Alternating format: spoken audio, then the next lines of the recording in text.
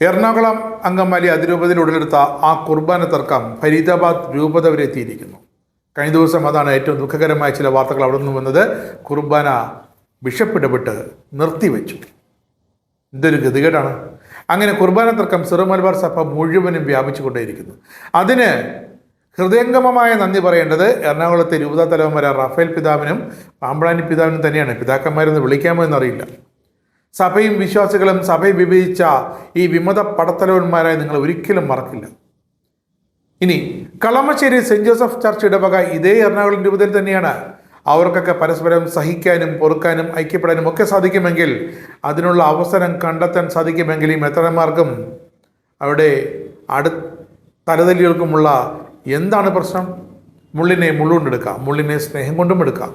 അങ്ങനെ കളമശ്ശേരി സെന്റ് ജോസഫിലെ വികാരി ഇതാ കാട്ടിക്കൊടുത്തിരിക്കുന്നു.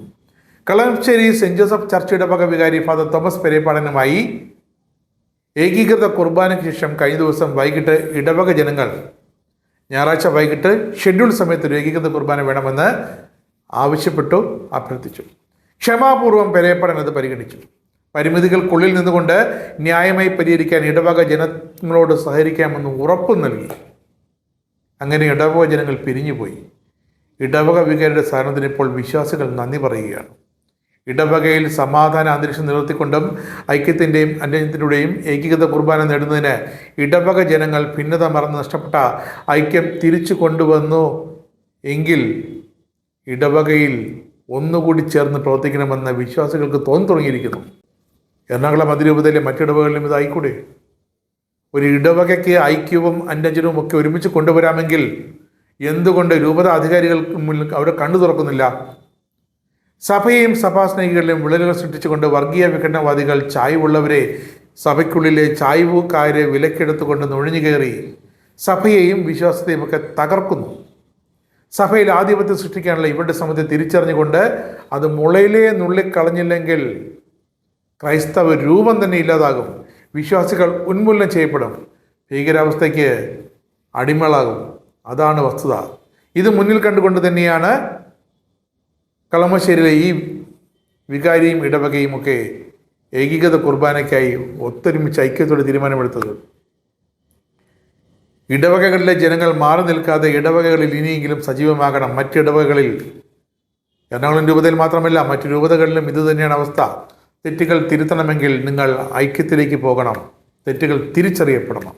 സമാധാന അന്തരീക്ഷം ഇടവകയിൽ നിലനിർത്തിക്കൊണ്ട് അനുരഞ്ജനത്തിലൂടെ ഇടവക ജനങ്ങളുടെ നഷ്ടപ്പെട്ട അവകാശങ്ങൾ നേടിയെടുക്കുന്നതിനായി ഒന്നിച്ചു നിന്ന് പ്രവർത്തിക്കേണ്ട സമയം ഇത് ഉദാഹരണമാണ്. ആ സമയം അതിക്രമിച്ചു കഴിഞ്ഞിരിക്കുന്നു.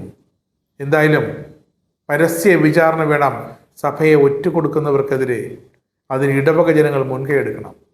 അതിനുള്ള ആർജവം രൂപതയിലെ ഇടവകകളിലെ ജനങ്ങളിൽ പടരണം. മാറി നിൽക്കാതെ ഒറ്റക്കെട്ടായി നിന്നുകൊണ്ട് കാത്തിരിപ്പില്ലാതെ ലക്ഷ്യത്തിലെത്തണമെന്നൊരു ബോധം വിശ്വാസികൾക്ക് വേണം. അതാണ് ആ ഇടവകയിൽ എല്ലാ ഞായറാഴ്ചയും ഉച്ചതിരിഞ്ഞ് ഒരു ഷെഡ്യൂൾ കുർബാന വേണമെന്ന് പറഞ്ഞതും അത് ക്ഷമാപൂർവ്വം അനുഭവപൂർവ്വം ആ വികാരി കേട്ടതും. ഒരേ മുഖത്തിൽ ഒരേ ആത്മാവിൽ ഇടവക ജനങ്ങളെല്ലാം ഒരുമിച്ച് പോകുന്നൊരു കാലം വരണം സിറോ മലബാർ സഭയിൽ ഉടനീളം. ഇടവക ജനങ്ങളുടെ കൂട്ടായ ശക്തി അത് ഇനിയും ഇടവകകളിൽ താഴ്ച വളരണം. അതിനായി കൂട്ടായ സഹകരണം വേണമെന്ന് മാത്രമാണ് പറയാനുള്ളത്. സജീവമാകണം വിശ്വാസികൾ, സജീവമാകണം വികാരിയും വിശ്വാസിയും, സജീവമാകണം വികാരിയും വിശ്വാസികളും തമ്മിലുള്ള ബന്ധം, അവർ തമ്മിലുള്ള ഐക്യം, വിശ്വാസികൾ തമ്മിലുള്ള ഐക്യം. എങ്കിൽ മാത്രമേ സിറോ മലബാർ സഭയെന്ന് ഒരു വിശ്വാസിക്ക് നട്ടല് നിവർത്തി നിന്ന് പറയാനുള്ള ആ ഒരു ചങ്കുറപ്പുണ്ടാകുകയുള്ളൂ.